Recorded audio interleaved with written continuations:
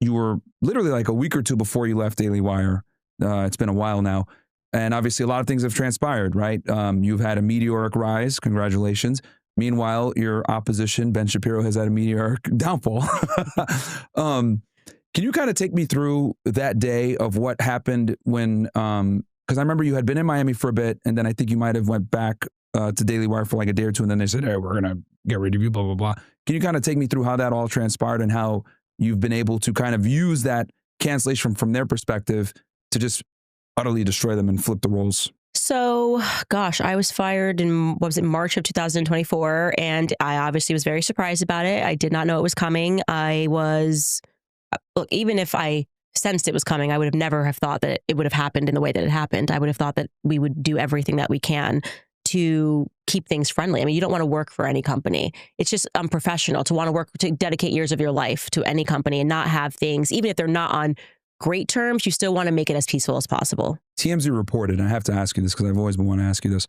They reported that one of the reasons why they wanted to get rid of you is because you did the show with us. And when we talked about Jews, we hit the sound effect, the cha-ching sound effect, and that, I guess, that infuriated Ben Shapiro. Is that true? Or I know where that leak came from. Okay. And it came, gosh, am I allowed to say anything about this? She no longer works for the Daily Wire, and I think she was behind that leak.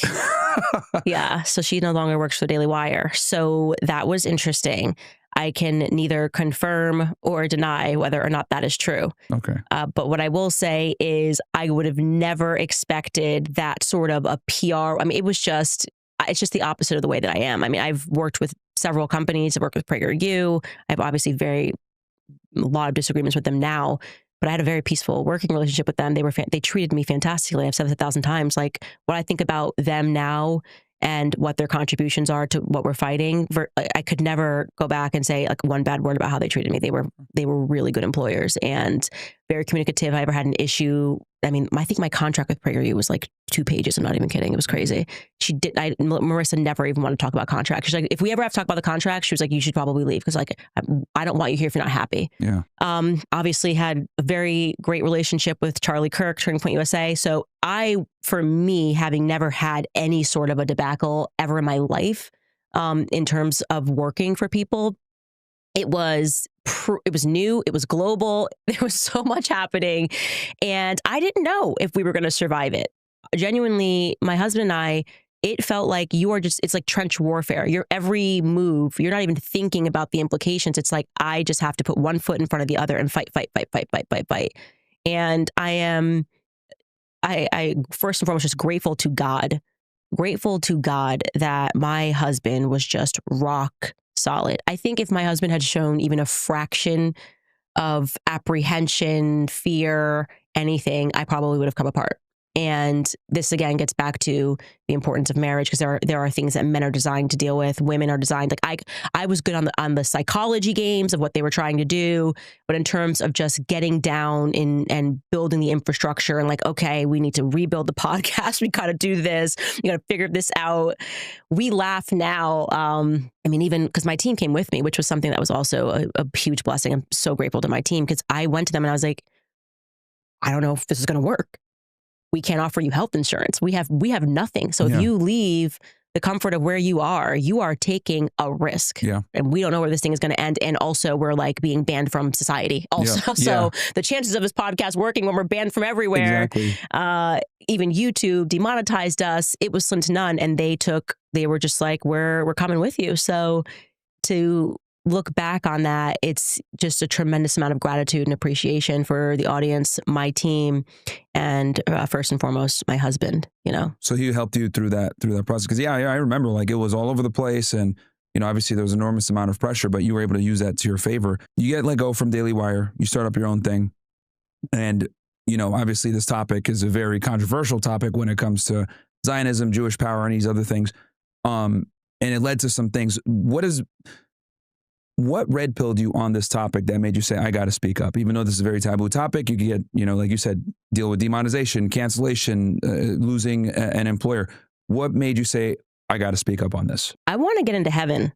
And I think people don't realize that that's real. Like, I think people who are atheists don't understand that a part of this whole psych operation was to make you an atheist. Because if you knew for certain that when you die, there is more, which there is, you would be living your life differently, right? I want to get into heaven. And so at the very moment that I know anything is true, I can't tell a lie, right?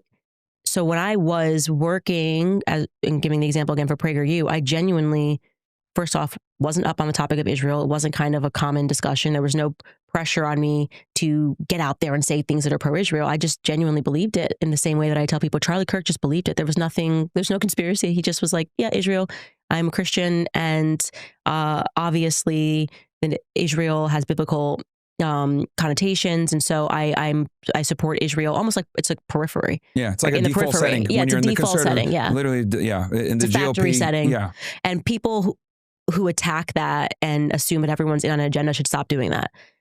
At the moment that it kind of became and I would say after October 7th, they were kind of demanding that you take a side. I watched Bassem Youssef. This was truly the mental turning point for me. He went on to Piers Morgan and it went viral. And he held up this paper where he showed how many deaths there were every year of Palestinians versus Israelis. And I will never unsee that. And he was being totally a jackass about it, was just kind of using humor, which is the best tool, and being like, so what's the equation of how many lives are worth? So I'm going, okay, so I'm supposed to believe these are the evil people, but this is how many people.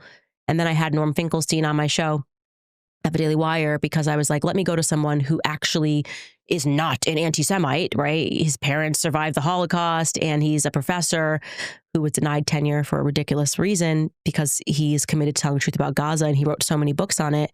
And that to me was like, wow. So that like red pilled you on the topic, like seeing the deaths and everything, because no one ever sees like the Palestinian perspective, because it's like almost like in America, well, especially if you're a conservative, the default setting is we support Israel unequivocally every single time, and you never even hear the other perspective. So, and I've said that too, like October 7th kind of opened up this discussion, whereas like I remember before it, like if you talked about it, you would get demonetized, banned. That's what got me demonetized was that topic, especially before October 7th. So you start talking about it. I remember you had debated a rabbi, I can't remember his name. A couple of them. There was Rabbi Shmuley, and then there was that idiot and the other one. Who was, oh gosh, I have to remember his name. He was my favorite. Candace. Yeah, this is the worst anti-Semitism. He actually was low-key my favorite because he was so over the top. Oh, yeah. He was so over the top. And he was like, you can't even say, what was it, witches? Skylar, what was the name of that rabbi? Barclay, Rabbi Barclay. That was his name. And I think that was one of your last debates you did on Daily Wire too. I think you were still on the Daily Wire there. Did Ben ever like have a conversation with you about this, if you could disclose it? Like no. he just like never talked to you in person about this. He just like trashed you. Because I remember seeing a clip of him like at some type of social gathering like late in the year of that year saying,